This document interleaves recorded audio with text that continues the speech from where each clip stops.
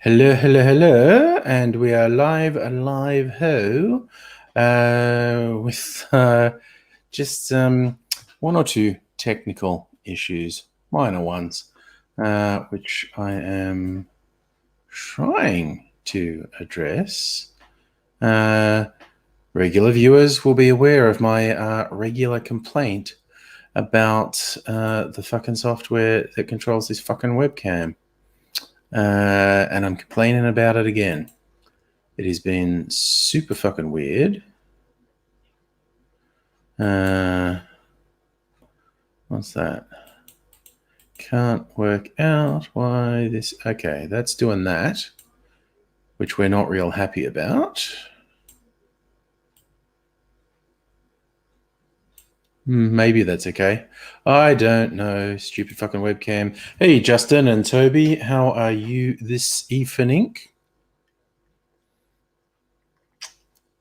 Just faffing about with my webcam. In fact, I am going to really quickly look and see what I look like. Where's my channel and my videos? This one. Okay, that's actually pretty good. I'd look up here, see my face in all its glory. What does it look like on there? I gotta.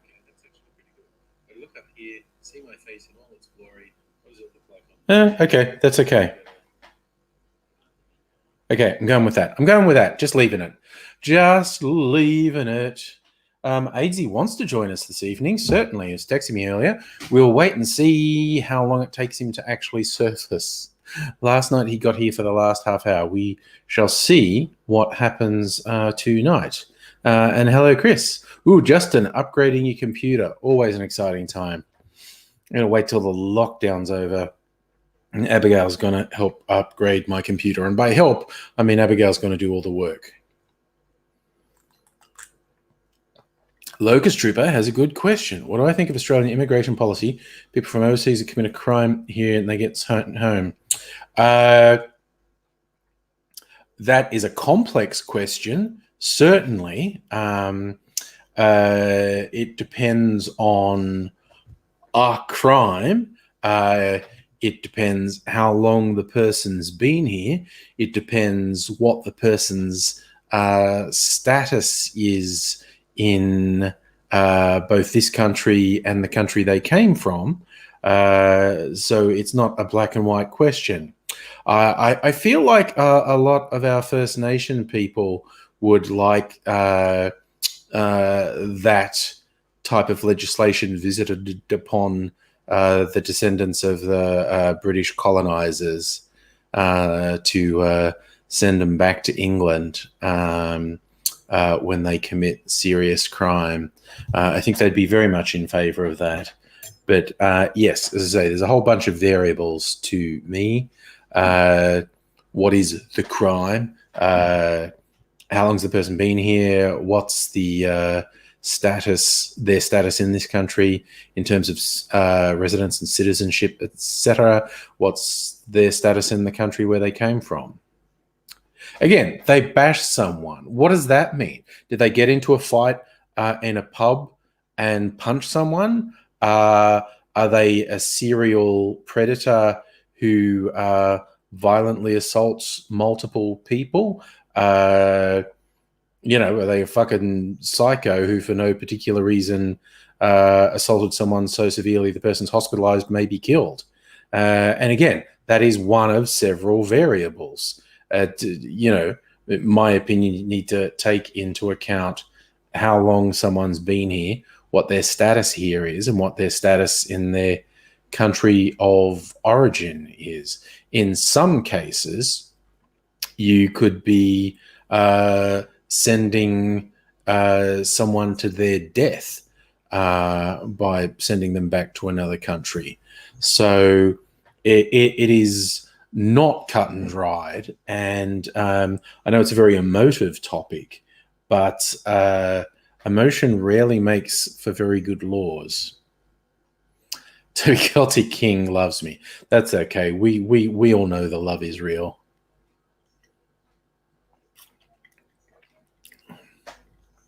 But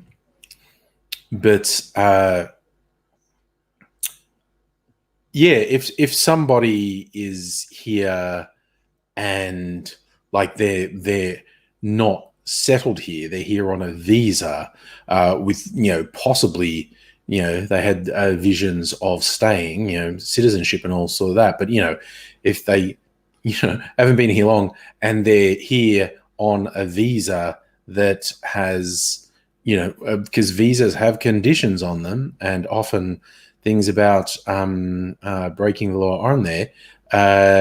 And if they commit a violent crime, it's well within the bounds of reasonableness to say, well, this person fucked up their visa conditions, let's fuck them off.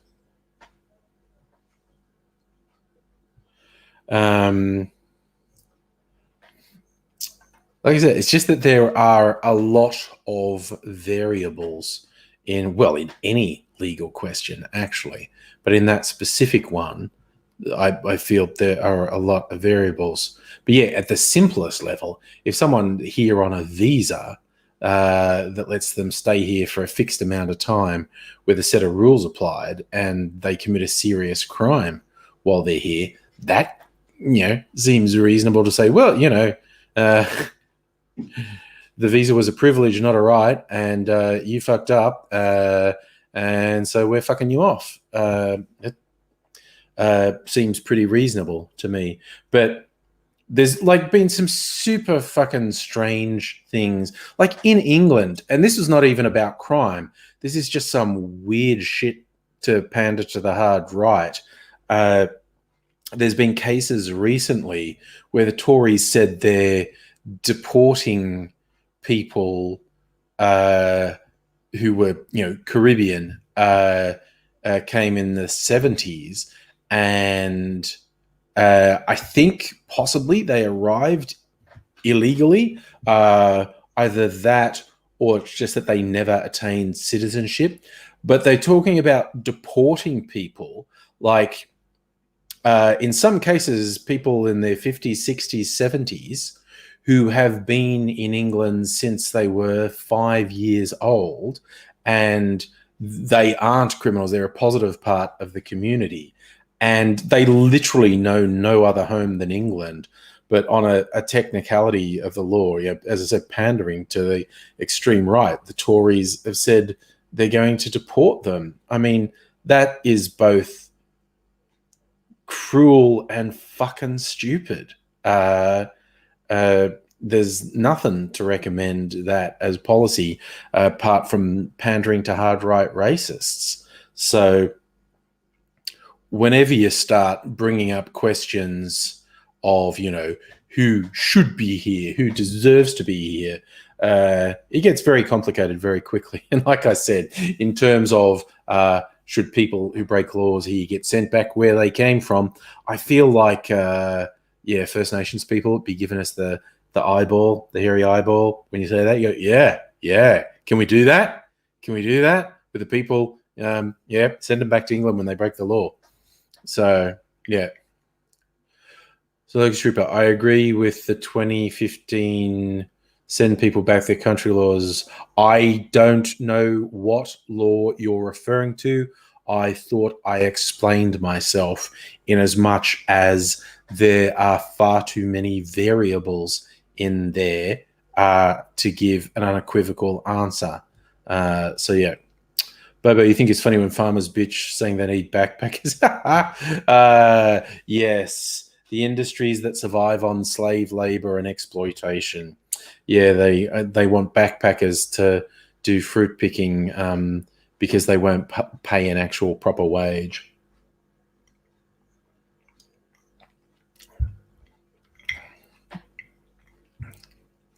Yeah. That's the thing. I mean, it's a much bigger thing in the US. When you have people like Trump with their bloody Oh, the illegals! Oh, the illegals! And their entire fucking economy depends on the labor of the people that they refer to as illegals. Like literally, their economy fucking collapses without the laborers that they're exploiting. And it's not just farm labor, although that's huge. You always see these things of construction and whatnot. It's bullshit.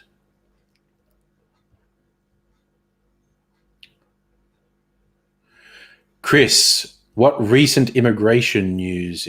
There's so much news without specifics. I don't know whether I heard it or not.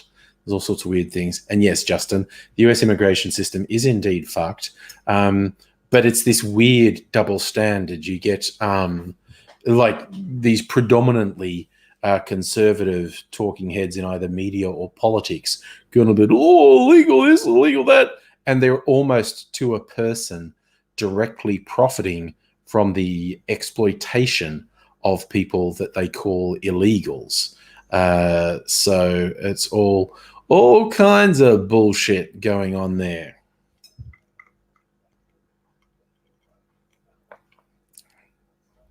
And that's all around the world. Undocumented workers getting exploited. In many cases put in extreme danger. And it's just, so we can get cheap shit. And I'm this is not casting stones at other people. My life relies on the exploitation of people around the world whose conditions are so bad, you pretty much have to call it slavery because they're held against their will. Justin, I'm sure Trump hires immigrants in his hotels. Toby, you had a crazy American want you to move to the States. She wanted to sponsor you. Oh, there you go. Decline because you don't want to move. Yeah, I kind of like America and I have a lot of American friends, but the idea of living there when there are so many fucked up things that we don't have to deal with, I'm like, no, thank you. I don't think we'll be doing that. So I'm gonna stick with Australia. I literally don't want to live anywhere else. Which is not to say I couldn't be somewhere else and be happy. I think I could be happy in the US. But there's a whole bunch of fucking stressful things there that we don't have to deal with. So, yeah, I'm happy here. Chris. Oh, yeah, the concentration camps. Yes, doing the eugenics. So, so that you referenced to mothers. Yes, they're being coerced into getting hysterectomies. Which is just fucking eugenics. It's fucking terrifying. Yes. Is Donald Trump a German? His grandfather was a Nazi. Well, the name, what's their real name? Drumpf is a German name. His dad was in the Klan. And so Trump was raised by someone who believed in the tenets of the Ku Klux Klan into the 1970s. He got arrested at a Klan rally in the 70s.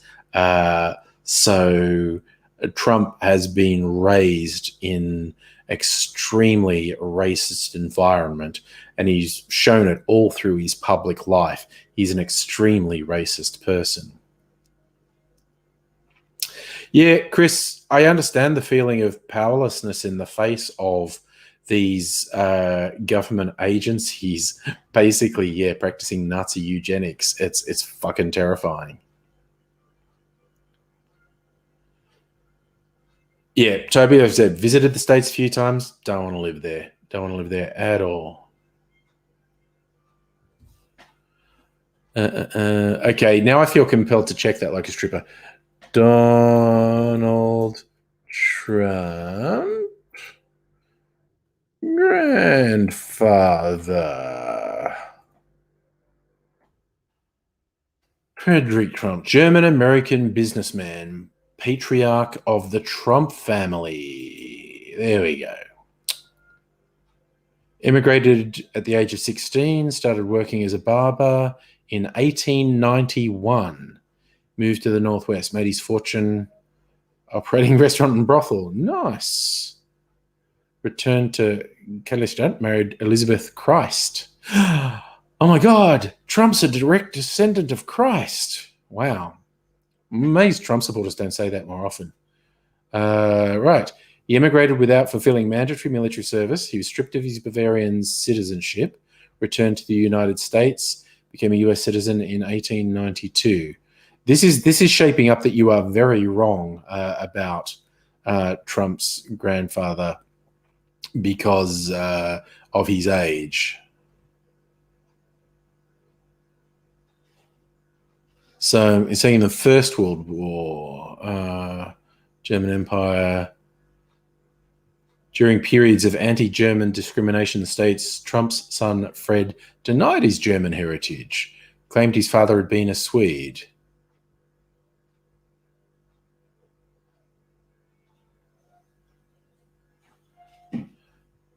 Immigration to the United States, brothels, marriage and family,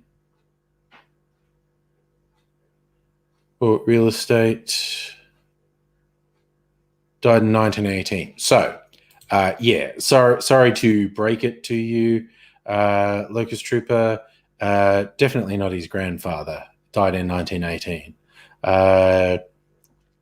And I will tell you, I don't even have to look it up. You were categorically wrong about his father fighting for the Nazis. That would be in the news every fucking... I don't even have to look it up.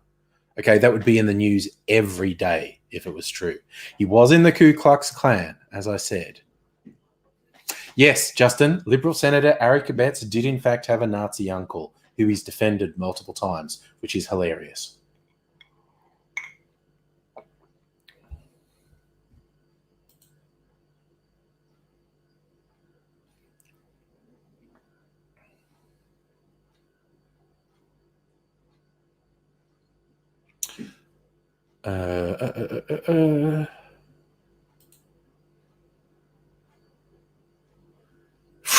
God, Trump's dad's middle name was Christ. Oh my God.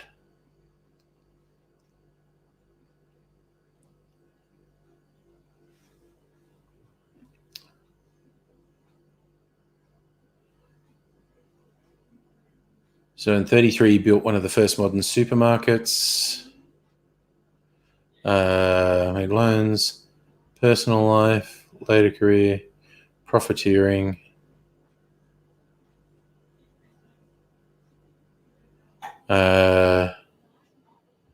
Civil rights. No, I think what you are mixing up with is him being in the Klan and being in the Nazi Party. He's in the Klan. Yeah, well, as Celtic King well knows, Toby, the position of cuddler is taken. Okay, Locust Trooper, no, okay? No, he's not a Nazi. He doesn't have Nazis in his family. His dad was in the Klan, which is, not much better. Okay, that's an unequivocal no. Okay, just think about it for a second.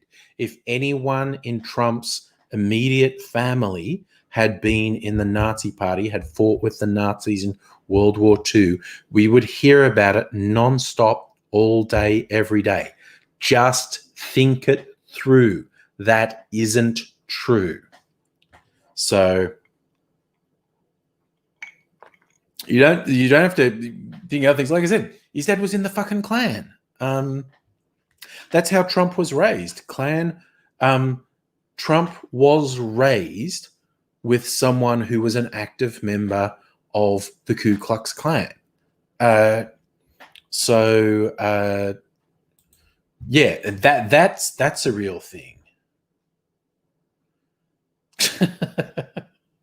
Yes, well, like I say, Toby, the position's taken. So one of life's little injustices for Celtic King. So it's just, cruel twists of fate abound in this world. Did I miss anything earlier? Sorry, because you hear about Wisconsin Dems have gone on illegal crusade to get the Green Party off the ballot. They hate the Greens. Kind of like thing. Oh, yeah, Bobo. Sorry, I'm going back to some old chat. Yeah, if I could get in a gun range in America and fire big guns, I'd probably do it. Probably be hilarious. So, yeah. Hey, Charlie, how's it going? Hello for a second. Your mum's first drink was a grasshopper.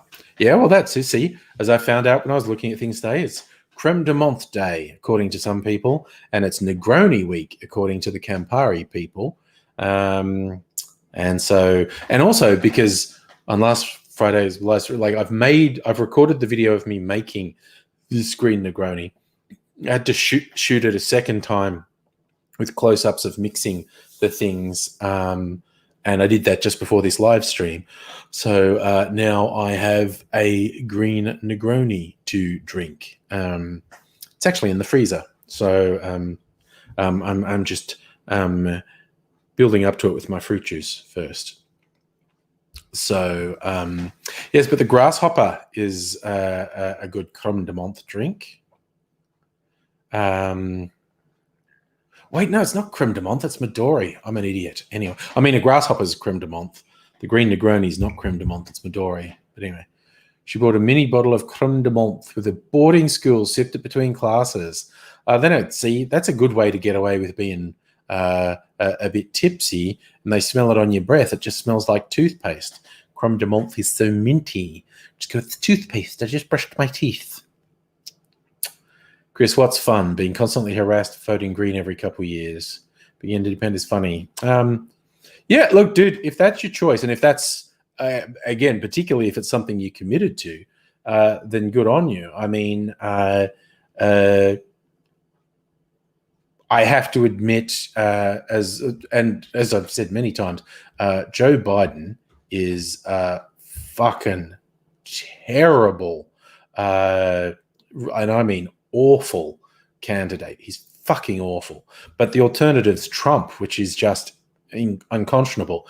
If someone in America asked me how I thought they should vote, particularly if they were I thought Bernie Sanders would have been a much better candidate. So if someone who was a mad Bernie fan and is disappointed that Bernie got shafted by the DNC, the power brokers of the Democratic Party, because he got shafted. It wasn't illegal, but it was still a shafting. Proper rat fucked he was. And if you're feeling disenchanted about that, if someone was thinking of not voting or protest voting, I would say I don't think you should. I think you should vote for Biden because lobby for Biden over Trump, because a second, I'm just horrified at the prospect of a second Trump term, and I think there's a very high chance that will happen. It's different if you've been like a Green supporter for years and you're an active proponent of them. I wouldn't expect you to change your vote. If someone said, "Oh, should I vote for Biden or do a protest vote?" I'd say no, vote for Biden, because you really do not want Trump to get a second term. Locust Trooper, what started the Nazi Party, as in Hitler rising to power?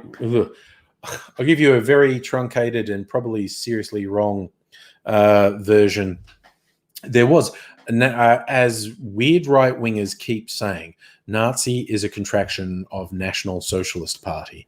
It was a workers' party. Hitler and his cronies hijacked it in the 1920s as a way to get political power and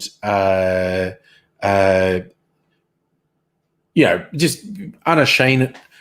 used it to launch the unashamedly fascist Nazi ideology, but kept that name. But although, the name was National Socialist Party, it's farcically stupid to say they were socialists.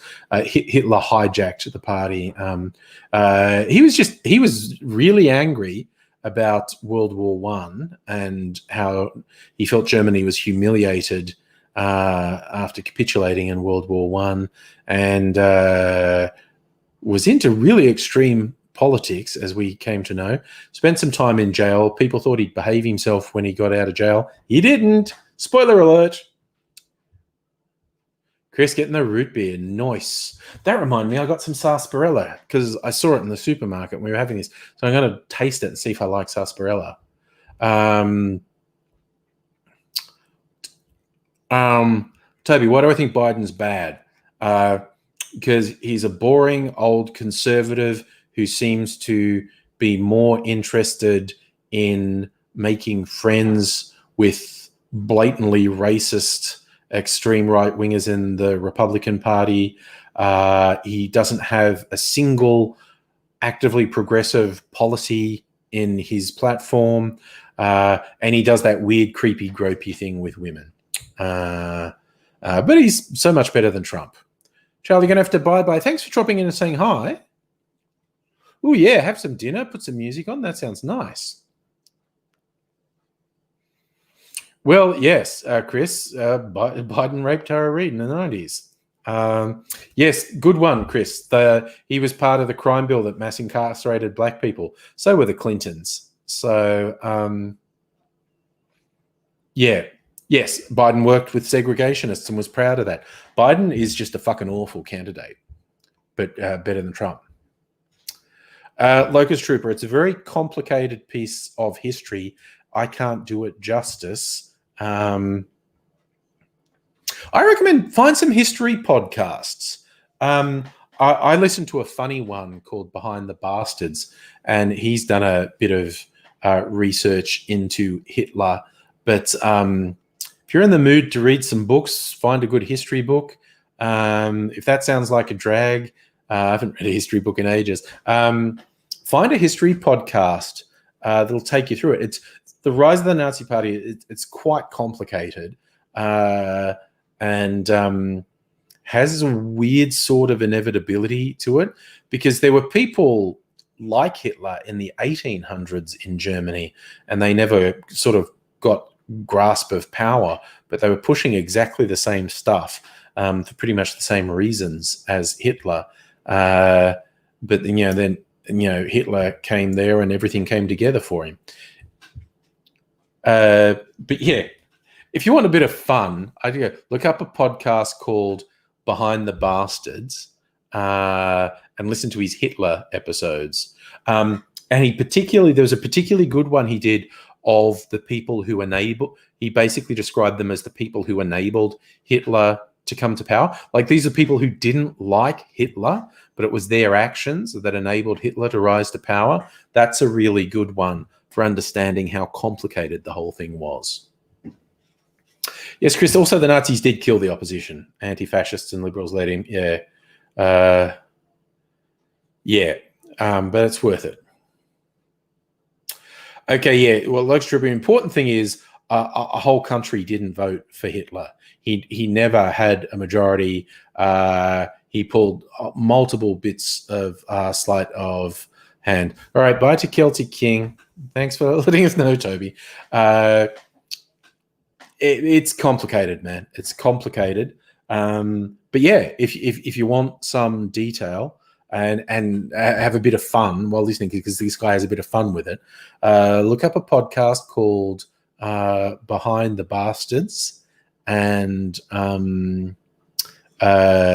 learn something and get a laugh or two at the same time. So I'm going to look up what the episodes were called, because they were from earlier this year. He puts like 2 episodes a week up, so there's a lot to sift through. But no, wait, what am I doing?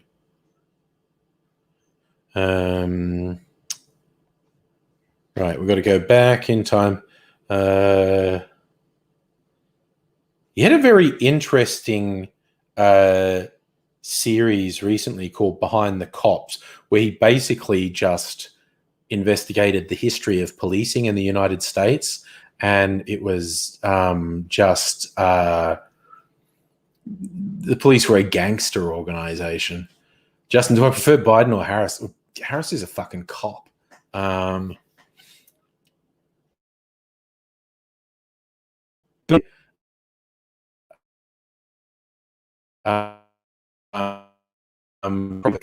a really smart pick for his Veep, because no one was excited by Joe Biden. They're like, ugh. But there is not me particularly, but there are people who get quite excited about Kamala Harris being a woman of color. So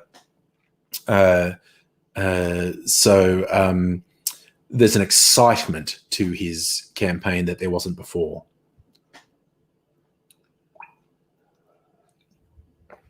So, yeah, Kamala Harris, I'm not a fan of, but I think she's better than. Well, when he did a fun one on Narendra Modi, India's prime minister, and how his party was actually born from an alliance with the Nazi Party in World War II. So that's fun. That's why he's such a fucking fascist. He loves an L. Ron Hubbard. There's lots of episodes about L. Ron Hubbard, the Scientology dude. See all episodes. I'm going to try and find it. Oh, wait, what's it done there? Okay. Modi, where are we? L. Ron Hubbard.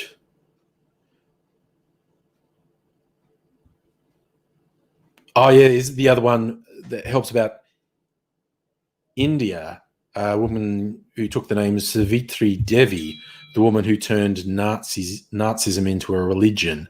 And that was, she also was the base of Narendra Modi's party.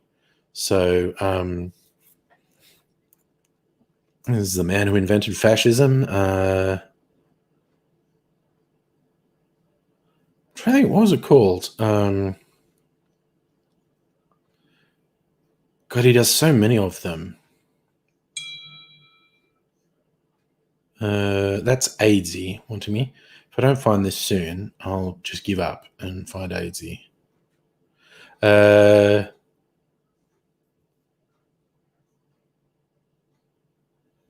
are we? I'm trying to find it. It's here somewhere. Oh, but they're all good. There's hundreds of hours of stuff to listen to on Behind the Bastards.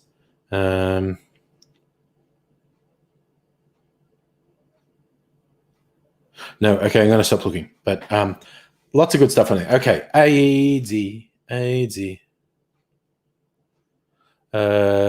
What's he saying? Okay, I shall email AIDSy the link. Thanks.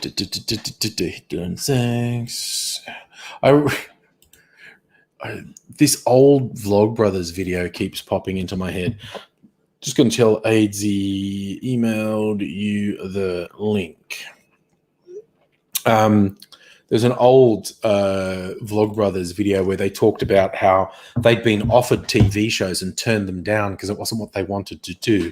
They would have lost control, and particularly, like, they had some very some of their videos that had the highest views. Some were talking about Hitler, and some were talking about weird animal sex. And the people who wanted them to do this TV show basically wanted to do that really popular stuff. Hitler and animal sex. And it's like, no, these guys are going to push us into a thing that we actually don't want to be. And if we stay on YouTube, we get to literally be exactly what we want to be. So yes, they're offering more money, but no, it would suck. And so it's John Green between bits when he's saying various things about, you know, I'd make a video and he was singing this little song going, do Hitler and sex. And it always pops into my head.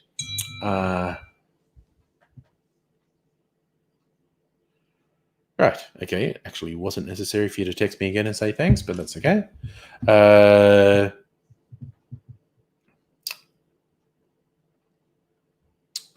think I missed something while I was looking that up. Justin will harass elite investigations into Trump. Who fucking knows what they do it? And here's 80. La la la la la la la. Hey, buddy. Warm up, checking the sound of my voice. Blah blah blah blah blah blah blah. Yeah. Nom nom nom nom nom blah. It's what my mum used to do to scare little kids. Hey. It's what my mum used to do to scare little kids. Yeah, that sort of thing. Yeah. I can't do it with the top teeth though, because they're glued in too well. Ah, well, that's okay. We're all surviving. Taking my glasses off now because I look sexier. That's all good. It's all good. It's all good. And I've got a couple of tunes I'm just going to pop in. Okay. When people are ready for them. Yeah. I am devoid, bereft. Devoid. And ripped, perchance, of the chat. What are we talking about tonight? I will up you. Well, we've been talking a little bit about the rise of the Nazis, and Chris is recommending root beer as a beverage, and not a bad recommendation. Yeah. And whether Joe Biden is a really shitty presidential candidate. Spoiler alert, yes, he is, but he is against literally the worst candidate in Trump. So, Trump, 2 days before the election. Is it 2 days before the election? It's basically turned around and gone. Because it's really soon, isn't it? Like the actual November, right. There's something happening in 2 days. Has turned out and gone, yes, all the wildfires in California who killed 36 people, destroyed 200 homes, and turned the sky red, just like our fun fires this summer. Yeah. Right. Has turned around and said, it's bad forest management, not climate change. Climate change is a myth. Yeah. The Californians who he met said, well, we want to work with you and maybe not bury our head in the sand about climate change, and and work with you and get some real solutions going. And it's going, it's good forest management, Yeah. Forests, the trees fall over in 18 months and the leaves and it all burns. And he said that last summer too, yeah. Right. Should sweep up the forests more. That's what we need. More people sweeping forests. Well, that'd get rid of their 7.9% unemployment. Yeah. Just have everyone sweeping forests. Nigger, get yourself a broom. I got myself a gun to whip. You change so you don't get lost. Anyway, so bloody the Californian quietly and embarrassedly mentioned only 3.5% of the forests in California are owned by Californians. 69% of the forests are owned by the federal government. That's who owns the parks, yeah. So, yeah. It's his management. Yeah, do you mind if we... And incidentally, hello, Jamie and nobody. And Justin wants to know, do you have an opinion of ACT politics, given there's an ACT election coming up? Is that something you've paid any attention to at all? I do and I don't. Okay. I get regular updates from my folks. But the truth is that it's actually pretty rare for a Liberal Party government to come in. What usually happens is every half decade or so, the Labor Party fucks up real bad. Yeah. And then they get kicked out. The Liberal Party comes in and they get in for a term, and then they get their asses kicked out of there, and the Labor Party gets back in. The reason for this is that Canberra is, by far still is, a public service town. And the Liberals cut funding to the public service. Every time. Every second they get a chance, they cut wages and cut funding, and cut conditions and cut, Yeah. you know. Okay. You know, a lot of what hurts the actual people on the ground is the way they've learned to cut jobs is they just don't hire new people when people retire. And there are so many thousands of people going through. They're retiring every year. Right? Yeah. You've got thousands retiring every year.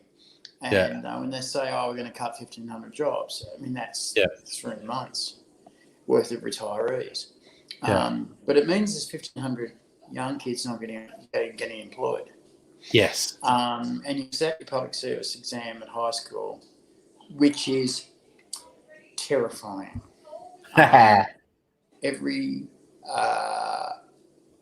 private school, at least, but most of the public schools as well, like a vast majority of them, have the public service exam right there in school. And I didn't take it. Me and about 4 others, me and my best friend Weapon, and about 3 others didn't take it.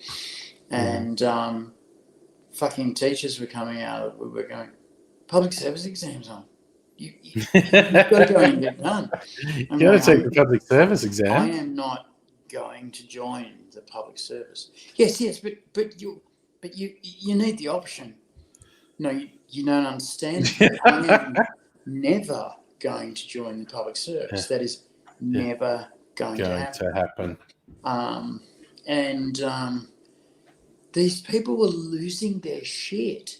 Because I had made this choice as a child, as a mere child, that I wasn't going to sit in a drab office and do fuck all. Get depressed about my life, pull my pain, and get a drug problem. I didn't know much back then. So much depressed and got a drug problem. You reminded me of the story that Billy Bragg told. And those of you who aren't as old as me and AIDSy probably don't even know who Billy Bragg is. But he was very big in the 80s and 90s. Yes, he was too. Socialist English sort of folk rock dude. Just him and his guitar. Loved him. Saw him live a couple times. Loved it. But he grew up in Barking, which is a sort of working class area. And he was from the working class part of town. And he said, when you're getting towards the end of school and you went to see the guidance counselor, the conversation was, so are you going to work in the Ford factory or join the army? Because there was a Ford factory in Barking. And there were other jobs, but it was basically regarded, if you're a working class lad, there were 2 options: work in the Ford factory or join the army. And Billy said, no, I'm going to be a rock star. And he had a band called Riff Raff that never went anywhere. And so he joined the army. But he did not stay there very long. That turned out to be quite a misjudgment. Him and the army didn't get on. So he had a very short stint in the army. And then he started up as a solo artist. And he's maintained a career for some 40 years. Yes, he has actually. He's been, and he's quite loved wherever he goes. Also, he tends to get involved in public uprisings against. He's still very political. Yeah, still very political. Still waiting for the great leap forward. Yes, 1 step forward, 2 steps back. The revolution is just a t-shirt away. Yeah, I was listening to some Billy Bragg today. We were having a conversation about Spotify. I use YouTube Music because I've got YouTube Premium, and that has everything on it as well. And I was just like, doing some Billy Bragg. Oop. And deliberately chose the oeuvre from when we were at college, that late 80s, early 90s stuff. So I was having a bit of a vibe on that earlier today. Yeah. Go the Red Power, go. Yes, that Red Wedge. That was the name of the. They were trying to sort of G up the left wing of the Labour Party in the UK. And Yeah. so, oh, by the way, hello, Peter, and hello, Annette, who is full of pizza.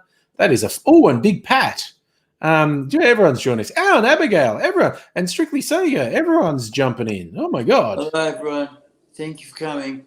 I was really late, and Angry wasn't angry at me. I was really happy.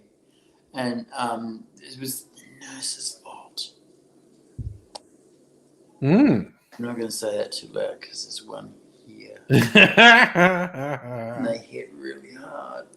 Yeah, you got to stay on the right side of them. I say hello to Bea. Yeah.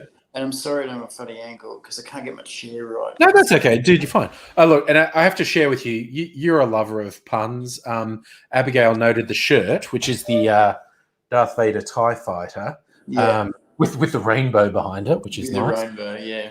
The Empire supports Pink Ribbon Day. Diversity. Actually, that's not the gay rainbow, but there are so many That's probably someone's rainbow now. It's like the trans. It's not the trans rainbow, but it's probably something. It's probably someone's rainbow, and it's probably on the Death Star, written out in lights twice a year. Your empire supports diversity. Yes, and they do it in the window lights.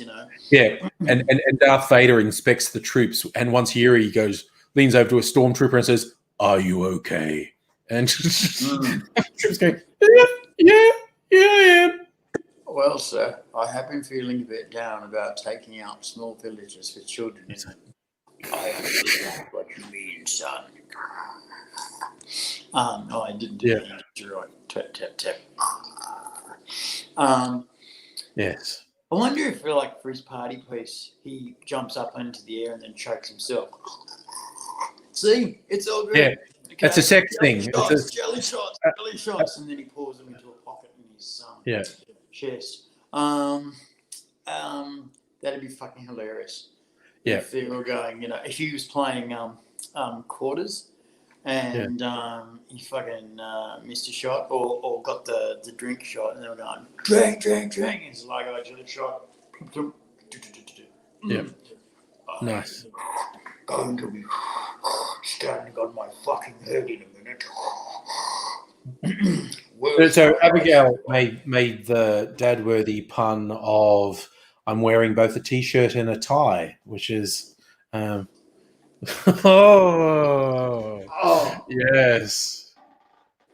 I'm glad there was a glitch then.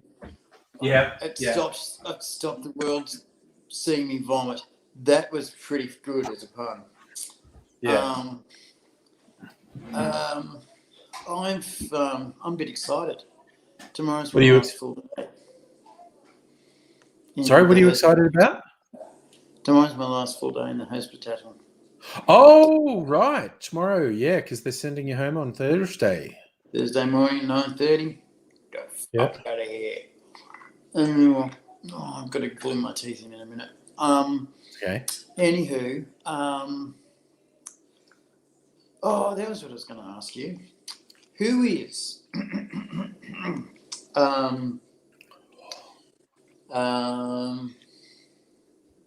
now let me think this through. All right, you think it through.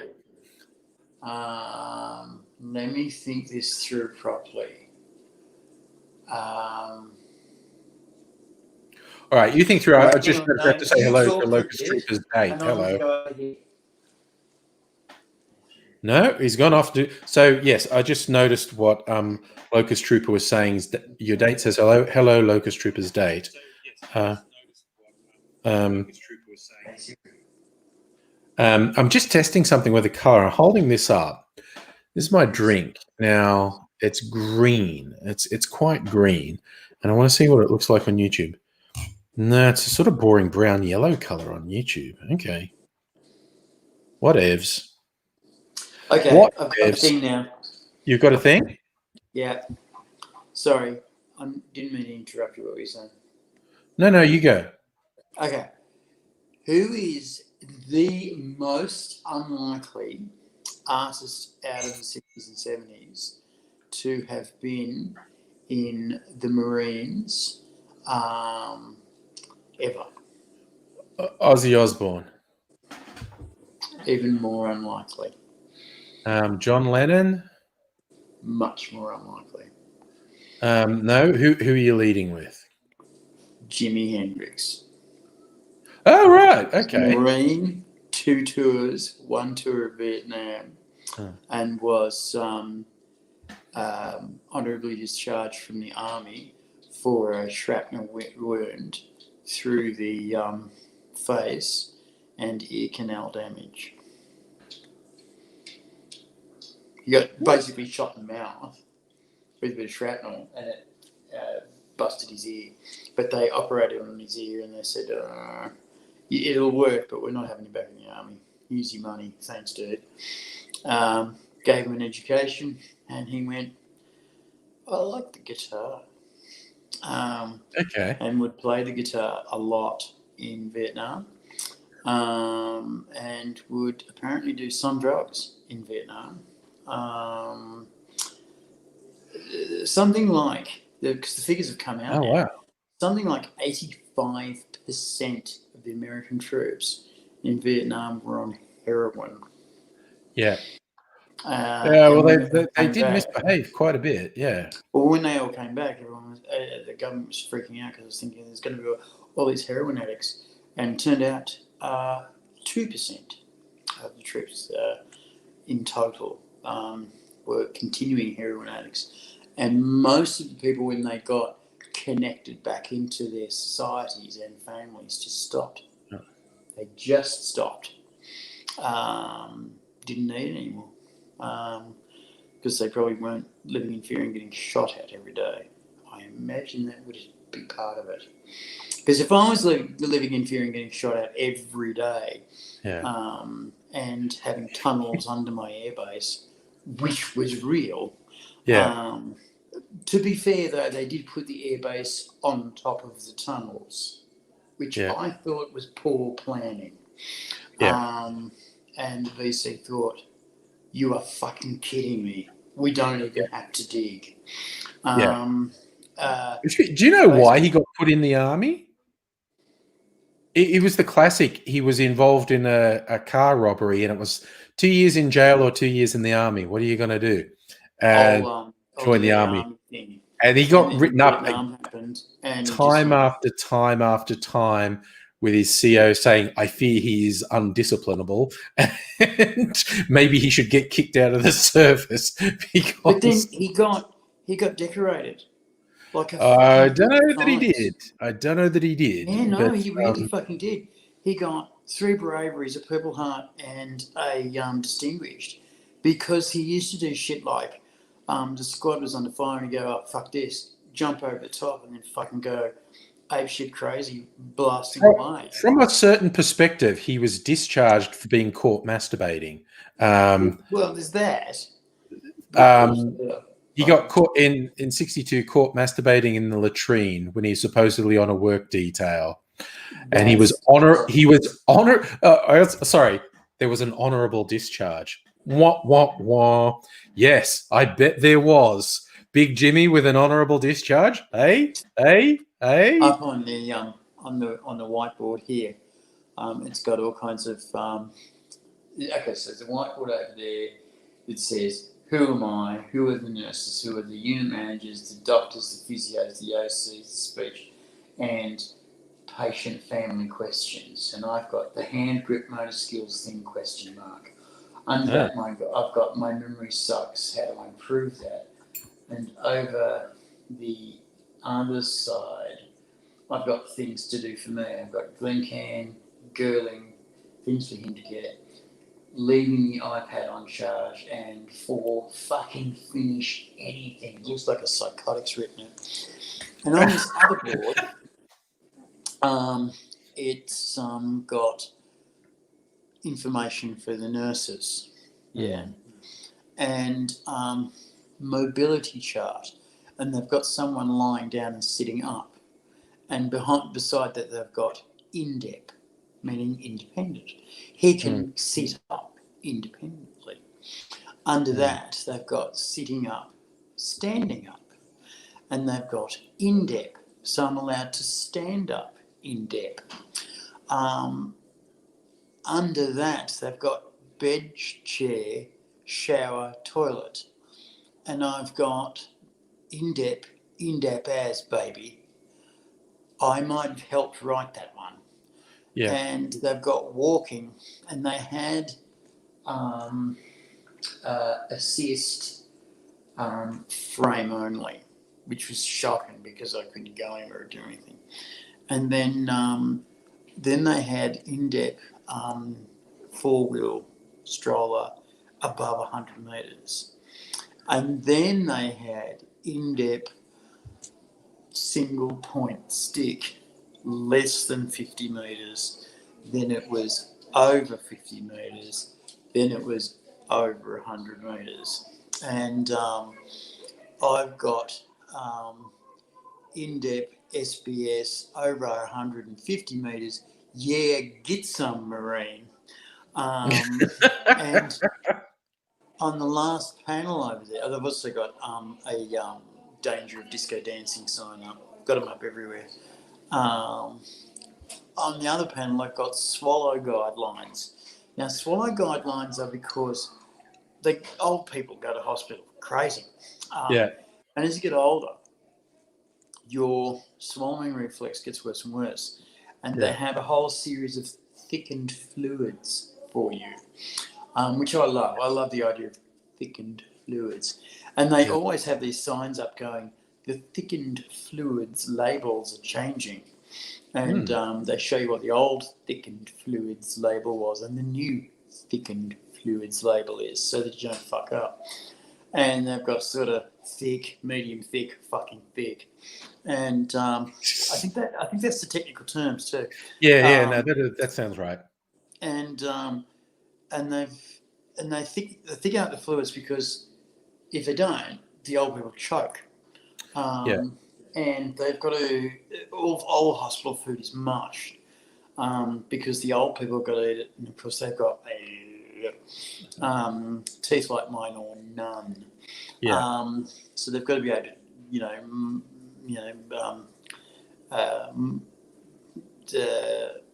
basically moor it up and then get it in their head. So they've got swallow guidelines, and it's to help the nurses go, how much do I give them? How much can they eat at once? So they can budget time. Is it going to take an hour to feed this person? Do I have to stick a tube down their throat and feed them high protein sugar mash? I was in a last rehab. Baby bird them.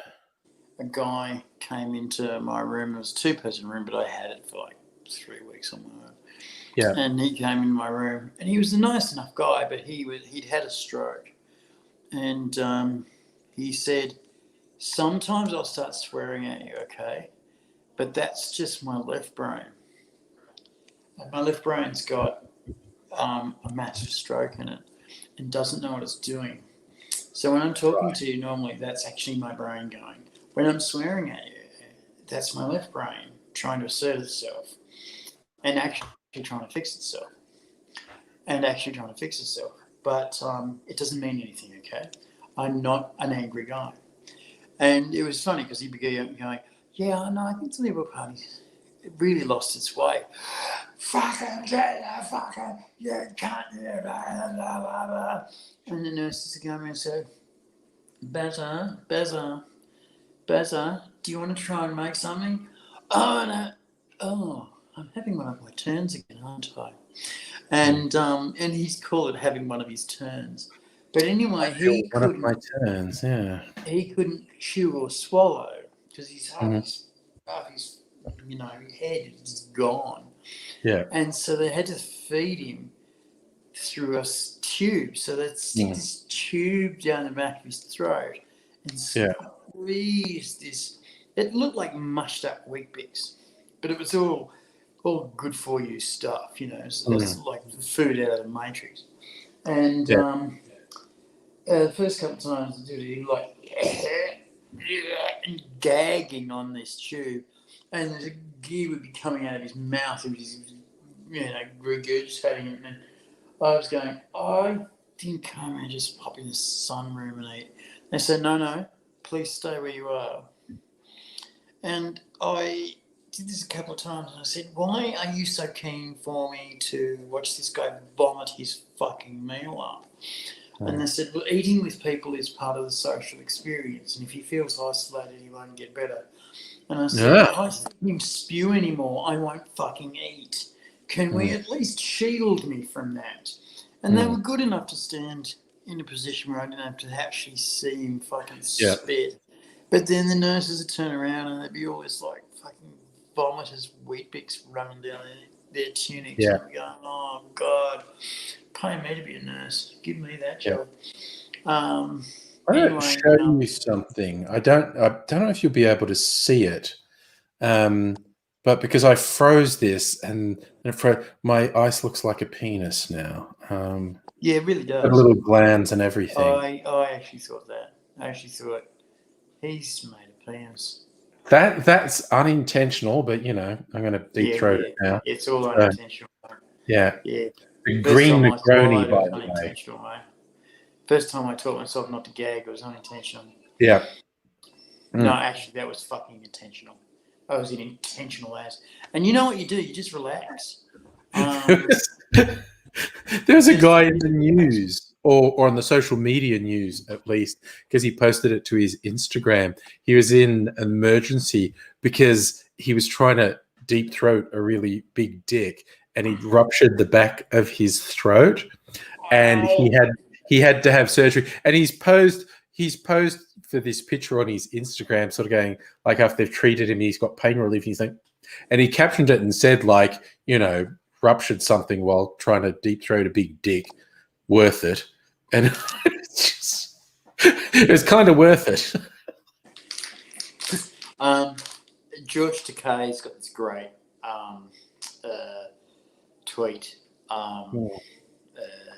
Twitter following, and he holds up signs in pictures of him and sometimes his husband, now husband. They've been together 50 years. Been together a long time. 50 fucking years. Him and his husband, and they've been married, what is it now? 5, 6. Well, since it was legal, yeah. Yeah. But they've been together forever. Anyway, they got together just after Star Trek. That blows my mind. They've been together as long as my parents. But no, not quite as long. Anyway, somebody said on his Twitter, "You suck cocks," and he's got up on a sign. Apparently, yes, and apparently very well. And he's got this, big cheeky grin on his face. And then there's this other pair of eyes looking over the sign, just smiling. And, every time they go, "You're a damn fag." And he says, "Yes, damned fag." He says, maybe damned, definitely a fag. Yeah. And he's like, completely. As soon as it was like, George Takei's out publicly, he was never very in. But I'm sure he was out publicly. He just fucking embraced the whole fag lifestyle. Enormous. It's like he was making up for lost time. He goes in the gay pride parade. Apparently Universal let him wear his Captain Sulu costumes, and he changes them during the parade. Okay. He's got his original, and then he's got his officer, and then he's got his captain. He finishes off as captain. Huge crowd pop when he goes past. Some of the other members, Nichelle, what's her name? Nichelle Nichols. Nichelle Nichols comes with him, and her husband along with him because they like George. And apparently 1 year, Leonard Nimoy went with him, but he was pissed. That's fair. And he was too busy telling gags to Takei and the guys to fucking acknowledge the crowd. To even know where he was, yeah. And they said, "Did you enjoy the parade?" And he said, "Yeah, I didn't see much of it. I was just with my mates telling Just gags. vibing with my I was mate. chatting. Yeah. It's Yeah. good. It was Yeah. a really good time, but I fucking forgot. I always laugh. Huge bro. There's a bit in Kay's book where he's talking about Star Trek days, and he says Bill Shatner had the worst gaydar in history. Like Yes. he didn't know until 10 years later that I was gay, and I was like, dude, what? How did you not? Apparently, afterwards, he is apparently a real homophobe. And apparently, afterwards, he was really furious at George Takei for not warning him. He said, not telling, warning him. Well, I've got to go and excuse me. All right. So, well, just in case there's horrific noises or a nude AIDSy, we'll just put him aside for a bit.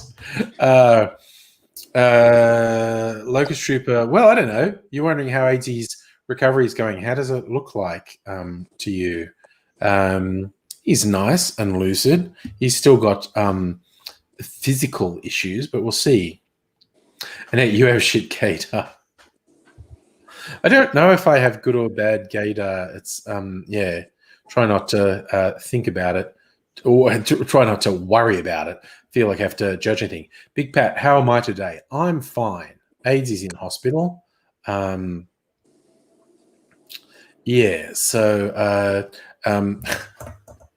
Daisy comes out of hospital whether he likes it or not on Thursday. This by the way, that I put together just before the stream was a Green Negroni. It was, a Negroni that instead of the red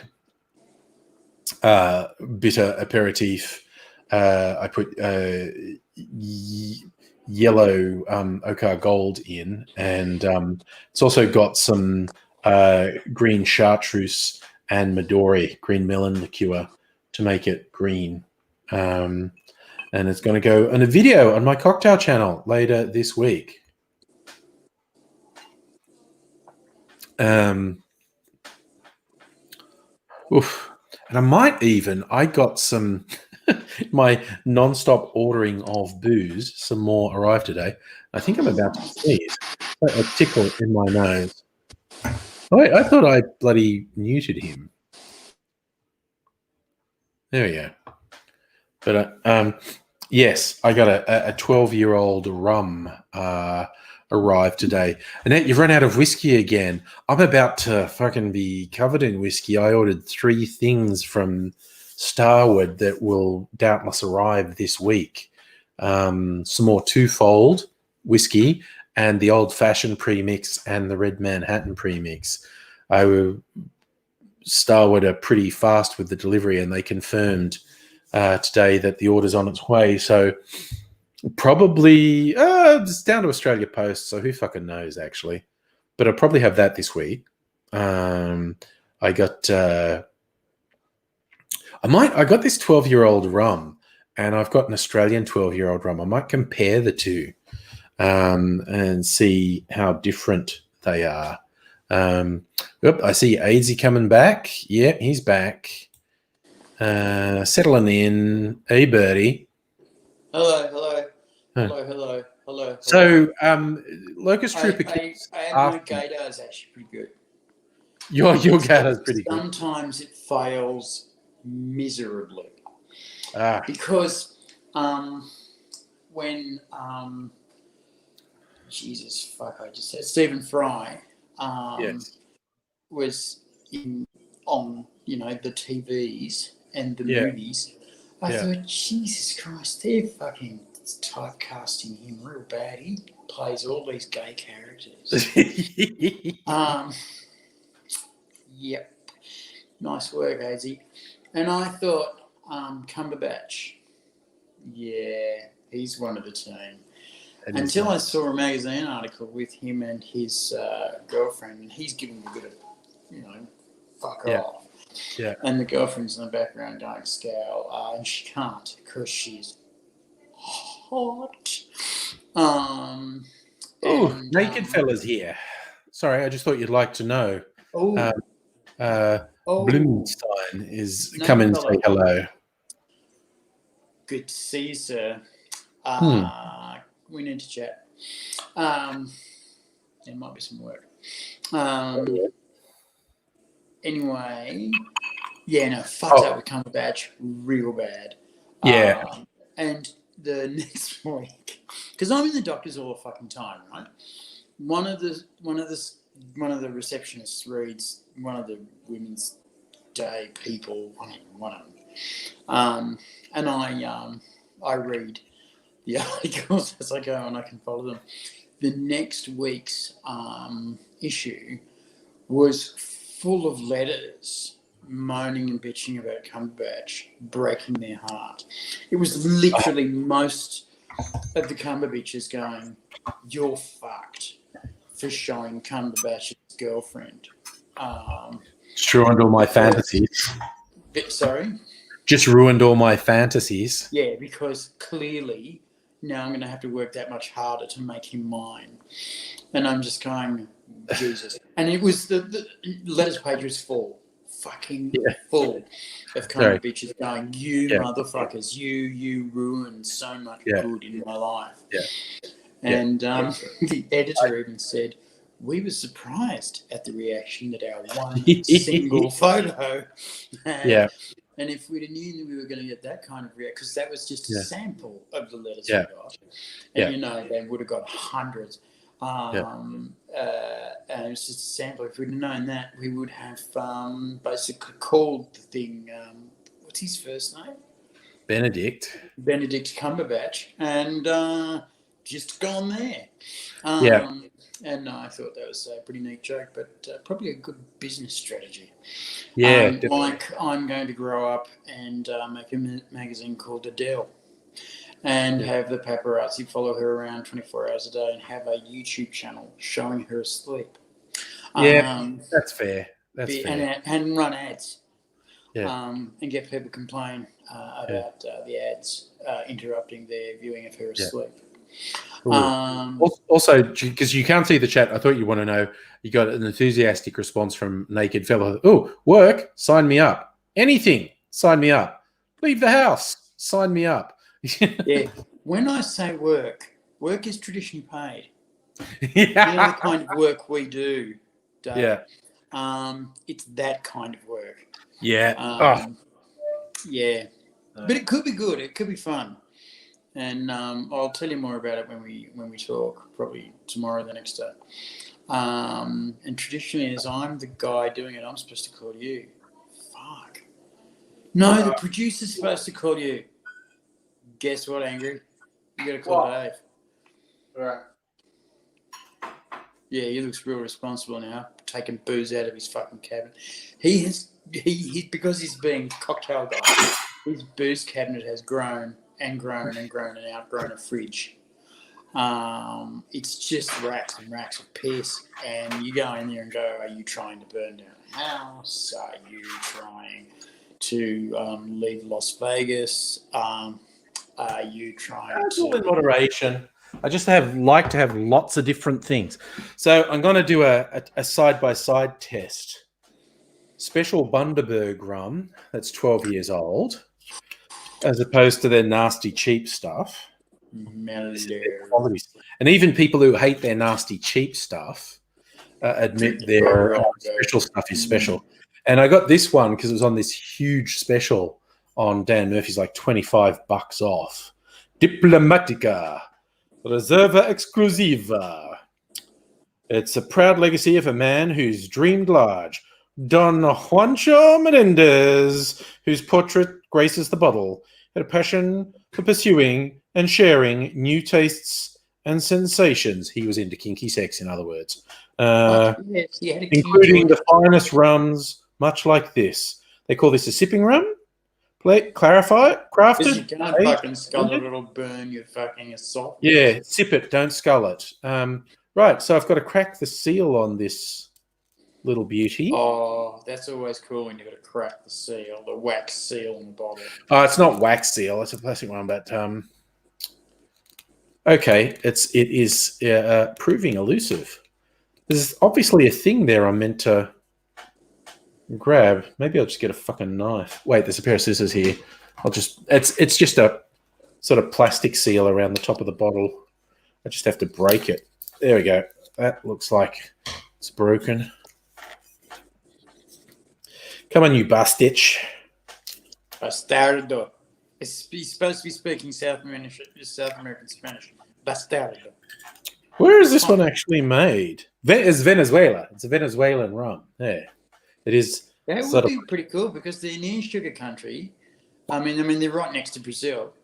Hey, Portuguese-speaking dog, can you sell me some of your sugar? No, we use it to power our cars.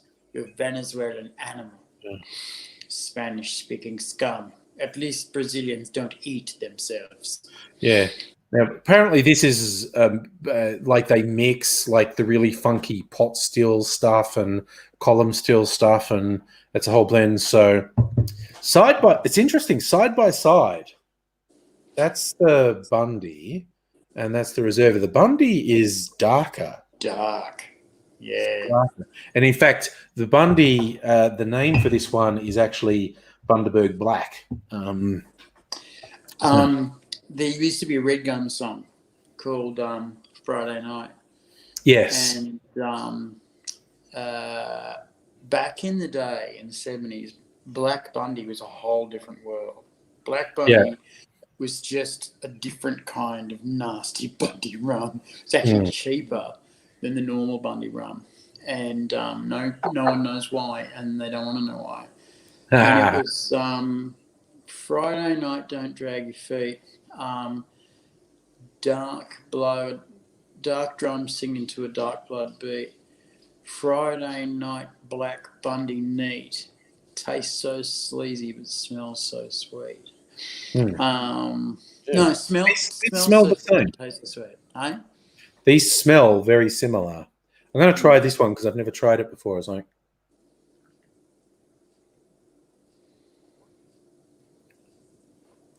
Jesus, it's smooth. Like it's so. Remember me drinking that moonshine the other day? I do.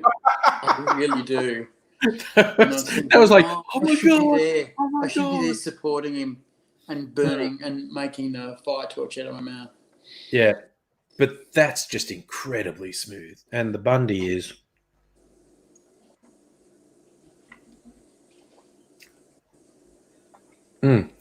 This is a bit sharper. The Bundy's a bit sharper in its flavors. This one,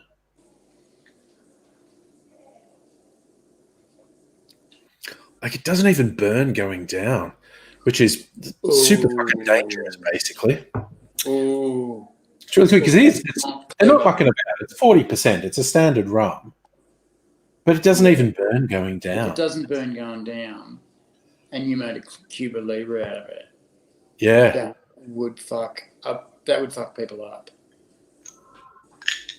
If with a smooth rum, a Cuba Libre would be just the most divine drink you'd ever had. Yeah. My brother's friends used to love the Cuba Libres, and one of them got a round of drinks, and he got me one. I said, I don't drink rum at all. Because I drink rum and get in fights as too many people. I don't drink Pilsner, Reshi's Pilsner beer, the silver ball. Yeah. Because it turns me into a grumpy, angry animal. And I don't drink rum because I will fucking get on tables and pick people. I'll just pick people till they start to fucking go. But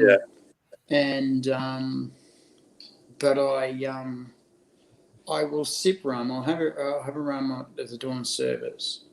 And I'll have a rum at the passing out parade. Of various different friends. Yeah. But see, that's the thing. It's a sip of rum. It's a quart of rum at the dawn service, a quart of rum at the passing out parade, and at the party later. But it's only one. Yeah. And it will get you going, but then the rest is beer and scotch and whatever else. See all these fine-clad army officers fucking slowly get dishevelled during the night. Yeah. Punch-ups start. Punch-ups between army graduates is really interesting to see. Even when they're pissed, it's like, this is like an action movie. Then bigger officers come in and say, you're only going to get fined $50 a week for a year. Yeah. But a smooth rum is a beauty to behold, and I do jealously want to come Yeah. and break curfew. I will. That's something I've got to organise for tomorrow. Yeah. I've got to organise another permit for my carer, Ooh. who's been doing a bang-up job. Yeah. I was looking for the appropriate drinks with how smooth this is. So I'm looking in my cocktail Bible here for their recipes for aged rum. And I think I've hit on a winner of the Royal Bermuda Yacht Club. 2 ounces of aged rum, 3/4 an ounce of lime juice, a teaspoon of Cointreau, and 1/4 ounce of Falernin. So it's basically all rum cut by lime, and just with a little bit of orange and herb flavor from the Cointreau. Falernum is basically a rum liqueur. It's like a spiced rum liqueur. It's only like 11% alcohol. But that sounds like it's really going to showcase the rum. I might make that one later in the week. That's sounding like a winner. Because that's something you could make 2 or 3 of. Winner, chicken dinner, or an old Cuban, aged rum, lime juice, simple syrup, bitter, champagne. I always get turned off when they put champagne in a cocktail. I don't know why. On your 60. What are you wrestling with there? It's like someone grabbed you from behind when I wasn't looking. No one grabbed me from behind when I wasn't looking. No? No. No one's grabbed me. Oh, this one. I've made this one before with other rums, and it's really good. They call it a 2070 swizzle. They go 1 ounce of aged rum, which I could do this one, 1 ounce of overproof rum, and I have some pretty deadly overproof rum there. Half an ounce of Demerara sugar syrup, which I've actually made some of. Half an ounce of honey syrup, which is just honey. Allspice liqueur, which I have. A couple of drops of absinthe, and a couple of drops of bitters. I made that thinking that sounds interesting, and it's fucking great. Whoosh. So I'll probably doing those later in the week. Some aged rum cocktails. You reminded me of a couple of things. Yes. And Jesus. And they're both gone. That's okay. I'll just quickly say hello to John in the chat as well. Well, I'm doing well. AIDS is in hospital, so for certain values of doing well, what are we saying? Because Locust Trooper wanted to know how your recovery's going, and I thought, well, I don't know. He's there. Well, okay. I'm in rehab. I'm not an acute patient anymore. I am. What they had to do in acute care was they had to basically see if I could talk again. Because if I couldn't talk again, I was going to be delivered to another hospital, which wasn't going to be as fun. You got to empty your bowels now, dear. We're going to stick a hose up, and you're emptying your bowels. Okay. Some Nurse Ratchet action, maybe. No, they're really nice, except for the night nurses, which are, I can charitably call them new Australians who don't speak English, and they do not give a fuck about patients. And they will bash them till they get to bed. They'll slap them around until they get into bed. And in the morning nurses always say that patients are always fucking on the edge and fidgety. And if you bring a needle close to them for their morning needles, they freak. And it's like, what the fuck happened to you last night? Yeah. That you're freaking about a needle. And they found this one poor old lady, and she'd had basically a mixture of cleaning chlorine and lemon juice injected into her, and I think maybe 3 times because there was a lot in there, and they said the chlorine wasn't nearly enough to kill her, and the lemon juice again intravenously wouldn't kill her, but Jesus Christ, it would have hurt, and it would have hurt all over, and it would have had a particular look. And you can imagine them just fucking sucking it out of the bottle and sucking it out of the fucking lemon in front of them, and go, you do what we say, we're doing this. Anyway, they discovered who was responsible for it and they put her in jail. Yeah. For who knew elder abuse. And her defence was, I'm loving this bit, her defence was, because I hear all this gossip from the nurses, her defence was, oh yeah, but she wasn't doing what she was told. And it's like, what language were you speaking? Because you need an interpreter in court. And they were saying, what language were you speaking? Well, I'm not going to say, but it was an Eastern Bloc language.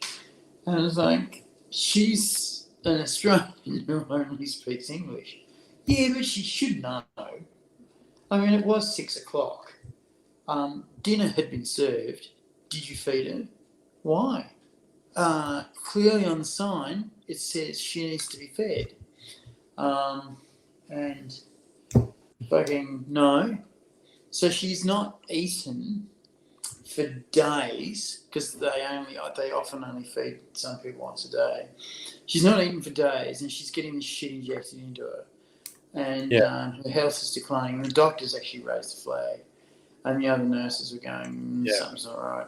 And the doctors were going, look, all old people go downhill, but not this quick. No. For no reason.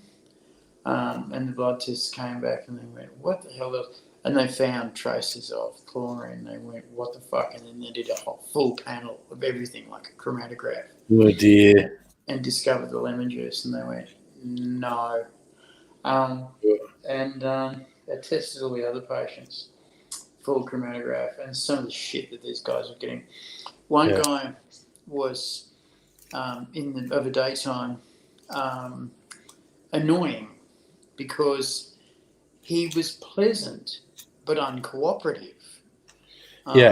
So they go, okay, Ted, we're going into the sunroom.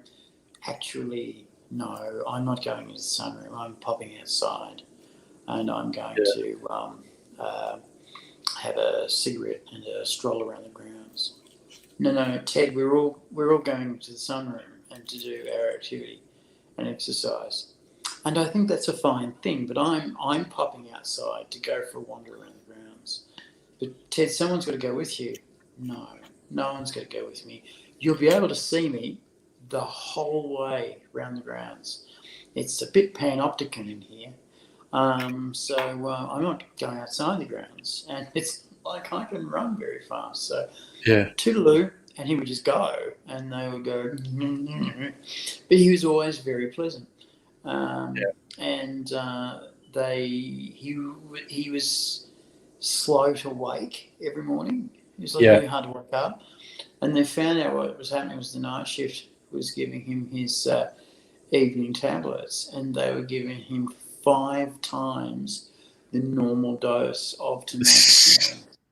5 fucking times. That is very close to killing someone. Yeah, that doesn't sound good. He was out. He was down. Yeah. And he would stay down until next morning. No problem.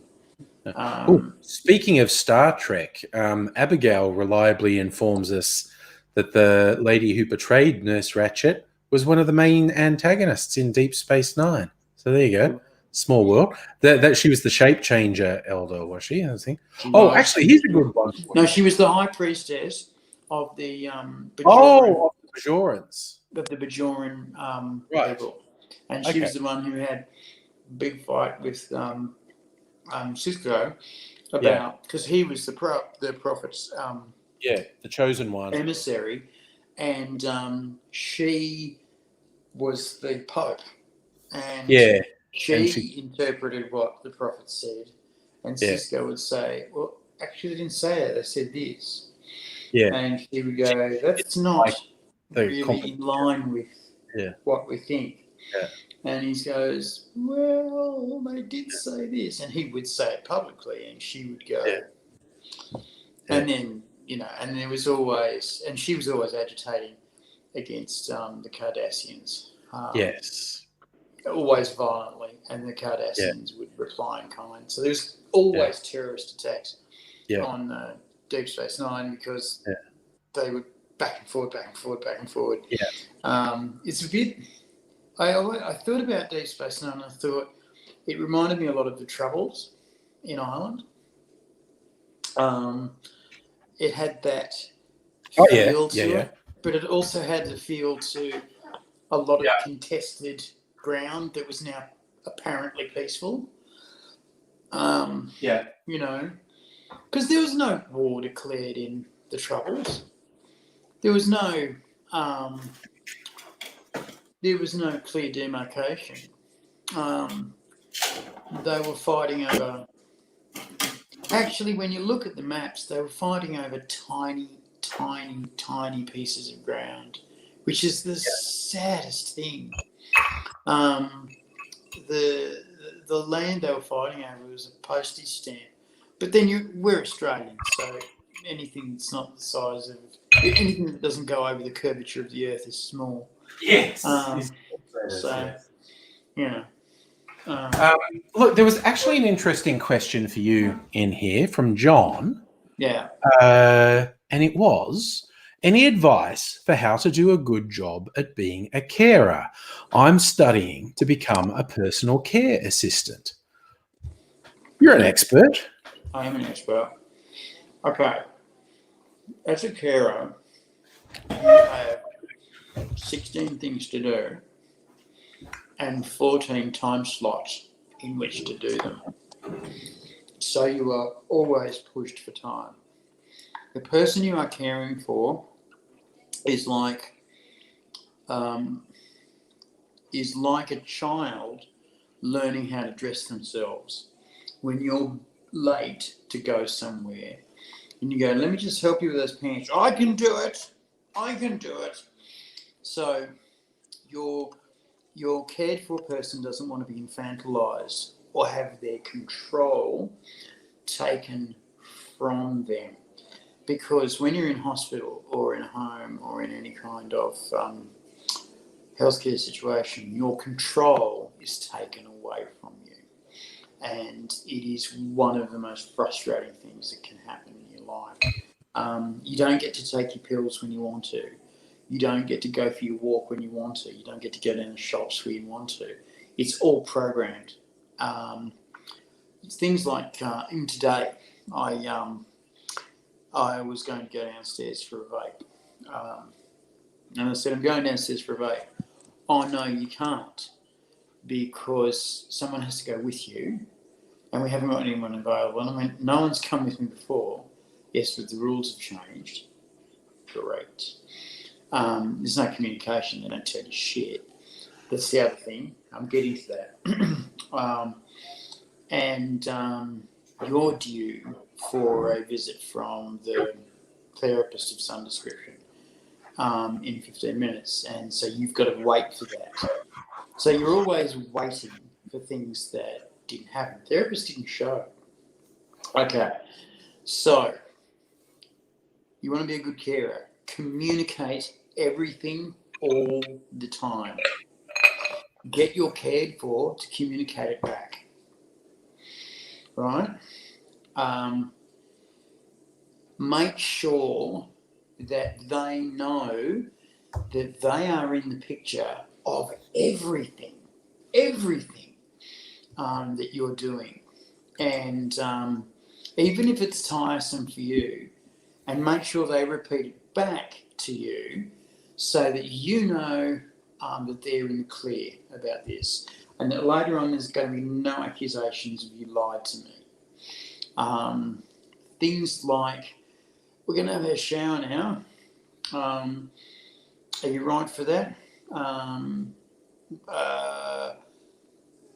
You tell me. Are we good to what?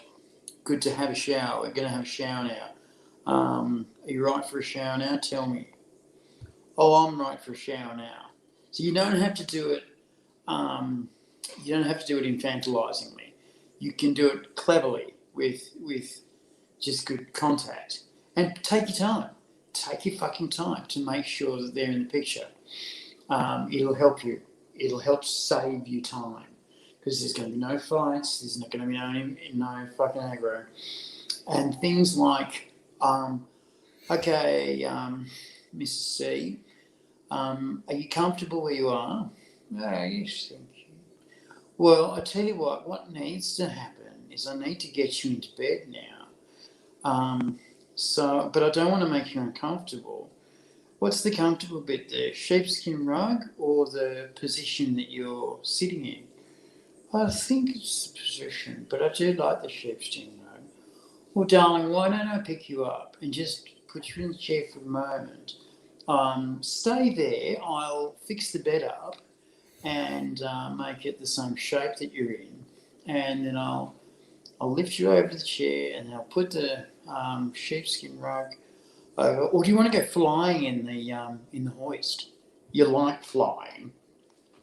Well, I do like flying.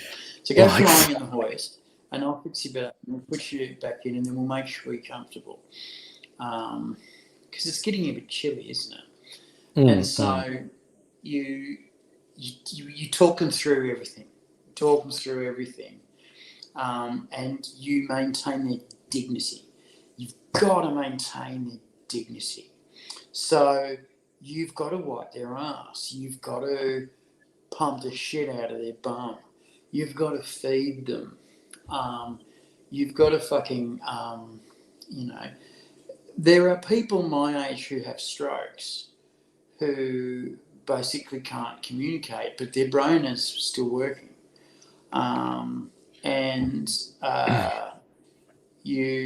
The way you deal with that is you talk to them like they're normal and say what's going on and tell them how their family's doing and what their family's saying to you. Sometimes they have a limited communication back, but you just talk to them and you give them the news, and you talk to them like they're people, like, it's no big deal. And then you say, okay, so it's this time for eating now. I've gotten together this and this and this and this. And I've been told by your family that you hate zucchinis. So I have got to make it with zucchinis, but I've strained them all out. If we find one, we'll just flick it against the wall and see if it sticks. Jokes are good, always good. Always cheery jokes, Remember, if you're dealing with guys, and old ladies are good with jokes as well.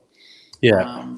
Jokes mean that you respect their intelligence enough so that they will find clever humour funny. And clever humour can be dad jokes, but no one gives a shit because it's humour, and you're not just going, you're a burden and I have to do this now, and it's a bit disgusting, but I'm paid to do it, so I've got to do it. Right? It's not what you're saying. You're saying, I'm enjoying being with your company. You're fun to be around.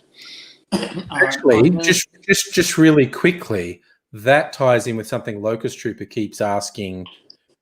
Have you had experience with bad either physical or mental health carers? Because he reckons he's experienced a lot who are only there for the money. Yes, I have had. Well, actually, Angry knows about the notorious, what do we call him? Moron sexy fingers. Fuckwit sexy fingers. Yes. Fuckwit moron sexy fingers was his full name. Yeah. And he got fired. Actually, he was constantly on leave. Methadone doctors are few and far between. Now, a normal doctor will be paid $180 per visit. So you pay that out, and then Medicare gives you like $100 back. But it's still like $80. Yeah. Doctors are fucking taking it home. They're not. They're only actually taking home about $70 per patient. They've got to, by law, give you 15 minutes a day. They've got to take breaks. They've got to take paperwork hours. They've got to catch up on the paperwork. So they're really only seeing, if they're really moving, they're only seeing 10 to a dozen patients a day. Yeah. You're a doctor. You study for 17 years to get where you are. And for the hours you work, because then once you finish your day job, then you go and you do your house calls. Then you do the old people's homes, which are a nightmare, and then you do you're on call 24 hours a day. You'll get a phone call at 3 o'clock in the morning from some old biddy who's frightened, and you've got to get up and get dressed and get your doc bag and go. And you've got to have a very understanding family. But there are doctors who are in it just for the money. The methadone doctors pull down. You're just going to spew when you hear this. They pull down $300 in the hand per patient.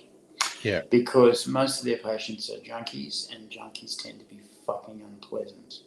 So that's why most doctors won't touch dime, is because you're surrounded by junkies all day. And they're selfish and manipulative, and they're nasty. Often homeless, and they stink. And they're there for, they always want more. And I always want more, but I'm polite about it. They moan about their rights. Like, rights? Excuse me? It's Medicare. It's a fucking privilege. I was in the chemist once, and I got asked to come back later because they were slammed. And now I'm a customer too, remember. I have every right to fucking be served in turn. But I said, yeah, no problem. How long do you need? And I went, half an hour. I went, sweet, I can get some stuff done. I went and had a coffee and blah, blah, blah. Checked out my cartoons on my phone. And then came back, 35, 40 minutes later. And then there was this fairly itchy guy waiting to get in. I've jumped in and he's going, oi, I'm fucking next. And the chemist has gone, actually, he got sent away half an hour ago. Well, I said, listen, buddy, I understand. Pop in and get yourself done. I get it, man. It's cool. And so he's jumped in and looked at me like, yeah, I fucking deserve it too. I can fucking take you. Guy's like a stick, If he hit something, he'd fall over, which I've had before. Once a guy hit me and fell over. It was embarrassing. And he got his takeaway bottles out, which is because that takes forever. And so the chemist takes his takeaway bottles away, and he's going, "Which fucking take something?" And I'm going, I'm not talking to you anymore, prick. So she gives me takeaway bottles, and she's got hold of one. That's his dose for the morning. And she says, you owe us $50, and that's the limit. Oh no, it's only 40. Okay. And so she's done the whole thing of there's only two of us here, and one of us ripped a hole in the piece of paper. And it wasn't me, so who must have? So she's got out the charge sheet and showed him, and it's like $55. So he's going, what are we going to bring it down to? And she says, you've got to bring it down to under 20, which is fucking very, very, very fucking kind. So he goes, fucking all right. And so the miserable prick opens his fucking wallet, and there's fucking heaps of cash in there, and brings out 20 and 10, gives it to her, and she says, under 20, you need another 5. Well, fucking all right, and gets out another 10. And that brings it, he still owes him fucking money. Anyway, so gets his stuff and he huffs off. And I stand there at the table and she's got more scripts to fill out. And so she goes, do you mind? I go, no, do what you got to do. And she comes back and says, why are you so very patient and pleasant all the time when you're obviously not getting a great deal sometimes? And she meant often. And I said, look, it's not a right, it's a privilege. The whole system is a privilege. And in many places, this does not occur, and it don't occur for free. And a lot of our community doesn't understand that because they've always taken for granted that everything is owed to them. My rights. You don't have any fucking rights, dickhead. Yeah. No one in Australia has rights. You have the right in Australia, the freedom of assembly. You have the right to elect your federal government once every 3 years. And you have the right to pay the governor a one-time fee of £50 to start off a stipend for him to, and him and his successors to run the country. So we've had that right, and we don't do that right anymore. So you've got two rights, effectively. The rest are privileges that the federal and state governments hand out to you and can suspend at any time. So you can be whatever religion you like, because that's right of assembly.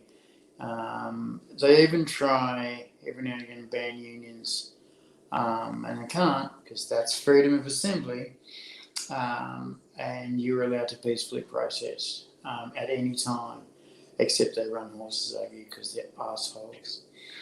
Mind you, there were fucking lockdown protests this week. Was it this week? Yeah, this is the closest I get to watching sport. Assholes. Closest I get to watching sport is watching them get thrown to the ground and handcuffed. Fucking assholes. Because our vintage, it was fucking anti-nuclear protests.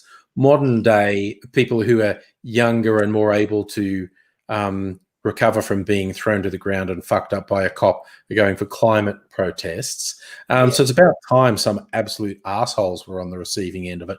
Mind you, there was a bit of video that went around that was a bit far even for me. Like, this was literally my version of watching sport, watching these fuckwits get arrested.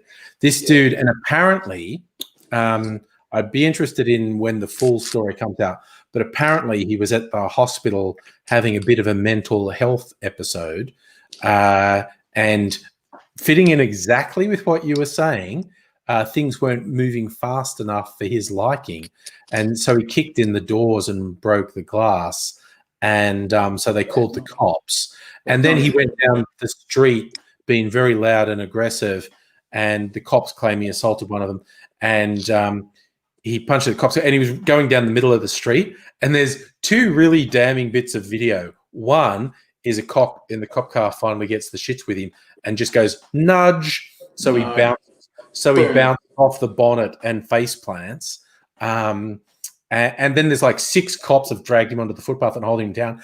One cop seriously stomps his fucking head. 4 or 5 others are holding him down, and this guy fucking stomps his head. And I mean, I was having a laugh at all these fuckwits getting arrested and shoved into walls and shit by the cops, but that's a bit far even for me. It was a bit much. I saw that too, and the copper was saying, "Oh, I was doing it to subdue him, mate." There were 6 of your mates holding him down. Apparently, and this is close to unprecedented, VicPol have already disowned him. VicPol have said that was excessive. That is not consistent with the training. God, before there's even an investigation, VicPol have actually thrown him under. Dude, that dude must be unpopular. He's fucked. He's fucked, because the first news I got was he was suspended with pay. And he's suspended with pay, but VicPol have publicly disowned him. Criminal charges may be laid, and now I hear that they've thrown him under the bus. Well, good. Because you Well, don't yeah, get that I on the mean, head when you're fucking on the ground, because that yeah, makes you look like America. yeah, yeah. And like I And they've said, already, I've been wanting to see these pricks get smacked around by the cops, but that was a bit fucking far even for my liking. yeah, yeah. They, the cops, however, can't stand the mentally ill because they're a pain in the ass. They do stupid things. It's not that they do crazy things, because they get that. They understand that. But Mm. sometimes the crazy leaves for a little bit and they do stupid things. Yeah. And there was one guy, a crazy guy, up in a playground, and he was a minor, Mm. and he was a minor who was 16 and a big boy, and he had 2 fucking cane cutting machetes with him. That's the bit Yeah. they failed to mention in the papers. Yeah. And they said cops suspended for shooting a teenager. Forgot to mention that he was running at him with fucking wielding 2 machetes. The reason the cop was suspended was he was too close. Mm. The cops are not allowed to let you get within 2.5 meters if they have an obvious weapon coming for you. They're not allowed to hesitate for that long. But because he was a kid and because he was clearly crazy, he was going, stop, come on, man, stop, fucking stop. And you let him to get within a metre of him and then shot him. And unfortunately, the bullet went through his aorta. And so, trying to shoot him through the heart, he's fucking even tried to miss his heart and just nicked his aorta and killed him. And so, yeah, that's why he got suspended. It was like, dude, you're a dick. It doesn't matter how fucking nice you want to be, you don't get fucking killed on the job. And that's why they suspended him. And they're unpredictable. They won't fucking be reasonable. And once you get them in the fucking lockup, they're a total pain in the ass, because you stick them in the lockup, the next thing you know, they've bronzed up.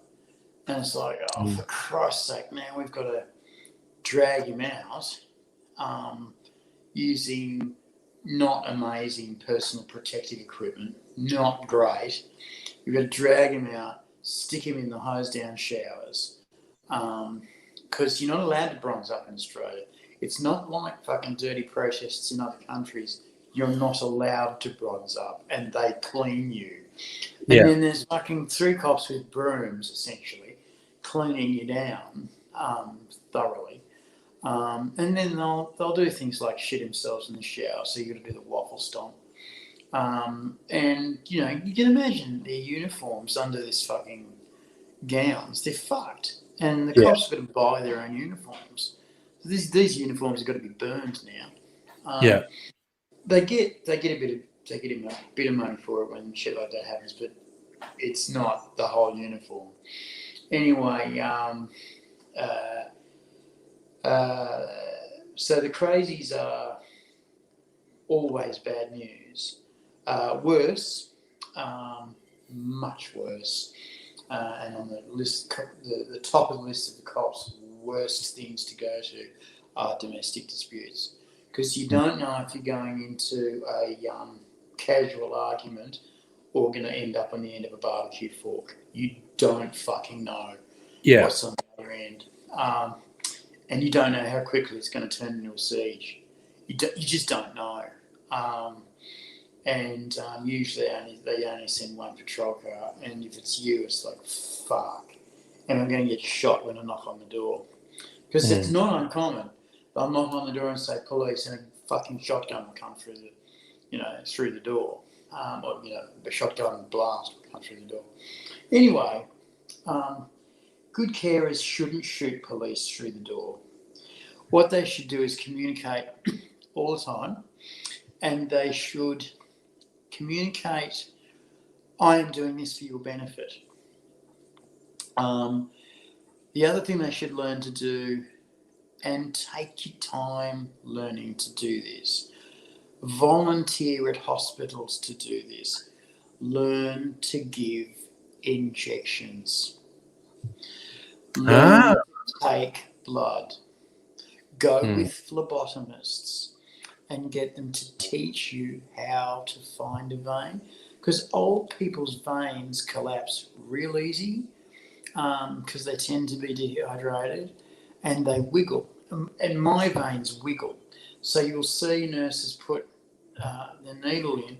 Sorry, I'll do it so you can see it. They put the needle in and then they'll chase the vein Yeah. as it's flopping around because they've Right. got to get enough of the needle in to then click it, and because it's not a needle that stays in there. It's not steel that stays in there. The steel Mm. pushes a plastic sleeve in. The Mm-hmm. steel gets taken out. The plastic sleeve remains in there. The butterfly stays in there, and you get. They're looking for flash, which is blood coming back down through the needle. And then they take the needle out. The butterfly stays in. Then they draw the blood. That process is painless. Mm. Now, if you're explaining this to the person you're caring for, say now that this is going to sting a little. If I do this right, it's only going to sting a little. And then there's no needle in there, there's only plastic in there. And we take that out. There's no chance of the needle breaking. There's no chance of me doing you a lot of damage. There might be a bruise. That might happen. But it'll go away quickly and I'll take care of it. And you go 3 times and go, okay, Mr. C, what we're going to do is we're going to take a break. I do need to do this later and I'll tell you when it happens. We're going to take a break because I don't want to keep on attacking you with needles all the time. Oh, sorry, just wait a second. First, because it's bedtime, and I'm saying night to Charlie as she's going. But I will get you to answer one thing in your realm of expertise before going to bed. Locust Trooper was asking again if you have specific experience with social workers. Is that someone that you often deal with? Yes, I do. Okay. Social workers, unfortunately, either care too much or not at all. I've relied on social workers to do things for me on deadline, and they've blown it off. I relied on a social worker to get 4 things done. We communicated it. She understood it, and then she went on leave. Next fucking day, she went on 2 weeks leave. Came back and I said, all those deadlines have been missed. I've gotten angry emails and letters. What happened? Oh, I've been on leave. You communicated to me that you were going to do these things. Okay, and then I've had other social workers call me up at fucking 6 o'clock in the morning and at fucking 10 o'clock at night going, are you feeling like self-harming? It's like, at the moment, yes. Just right now in this conversation?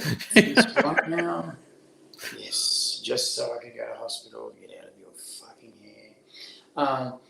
Which is a horrible thing to say, and I don't mean that's not true. And if you feel like self-harming in any way, call helpline. Do. Yeah. Do. They're very good. If you feel fucking down, call helpline. Do it. They might pass you off to another more apt department, but just do it. It just doesn't hurt to fucking bitch to somebody for an hour. Really, it actually makes you feel better. I have currently a pastoral care worker who has been better than any fucking counsellor I've ever had. You always got to be careful with your pastoral care workers because sometimes there's a bit of Jesus talk. And if there's a bit of Jesus talk, AZ gets a little bit of Satan talking. And they usually fuck off. Yeah, so if you're going to be a carer, be communicative, be explanative, and be adult. I am now going to put a hose up your ass to get all the shit out of you. I am now going to scrub your ass clean. What I want you to tell me is if you feel this tearing. Because you hear old ladies all the time screaming, no, no, no, no, no, when a needle's coming. And you know it's because assholes have just fucking stabbed them multiple occasions, not giving a shit. But if you'd taken through it, and I saw one nurse go, I'll tell you what we'll do. I'll do a bit, then you do a bit. Then I'll do a bit, and then you do a bit. What do you mean? Well, I'll start, and then you push the needle in a little bit. And then I'll do a bit more, and then you push the needle in a little bit. What about that? Well, if you do it, you can show me how gently you like to do it. Without fail, the patient will then go, you're doing it better than me. Do you want me to do the rest? Yeah, you do the rest. Okay. I'll be as gentle as I can. And, try and organise situations where you're cared is exercising their own volition. Sometimes give them options, Or for lunch today we can either have this or this, or we can have this or this. Give them some control, because that makes you feel very good about yourself. When you start to lose all your control, you start to feel like you're being used and abused, and they're taking your money just fine. Because you go, I want to go down and puff a beer. Oh, you can't drink. Oh, you can't go anywhere. Besides, you haven't got any money. I just got my pension today. It says so on the calendar. Oh, yeah, but we use that for your upkeep. You give me boiled slop once a day. That's not upkeep. And then you hand me over to the Eastern Bloc ladies later on in the night, and I spend my... some of these people spend their night wet in bed because these people can't be bothered to clean and change them. One guy spent 36 hours in his own urine and feces. Cheery thought. Not okay. All right. Well, it's bedtime. That's the trick to being a carer. Okay. Yeah. So yes, and by the way, John, who asked for the advice, thanked you very profusely. Thought that was very helpful. So cool, John. Yeah. Right. So you fine and sexy people, take care of yourselves. Stay well. Hope to see you again soon. Going to go and hopefully get some sleepy bobos happening and embrace a brand new day tomorrow. There's Kirsten, who's in the chat earlier. She's like done the final thing, like the TV's gone into a box tonight. That was the last thing. They're actually moving tomorrow. So she's got 2 weeks in quarantine in Sydney after this. But I don't know if she'll see us in that time. But anyway. Oh, last one from Naked Fella. Saw Lawrence Mooney do a bit. How to deal with guys in the back of his cab. Ask one to help you talk to the others. Oh, there you go. That's a good one. Ask one to help you talk to the other. Oh, yeah. Yeah. Yeah. Guys, they're getting a bit rough. Can you talk to them? That's not a bad mood. Yeah. So, good night, one and all. We'll see you again another time. But say...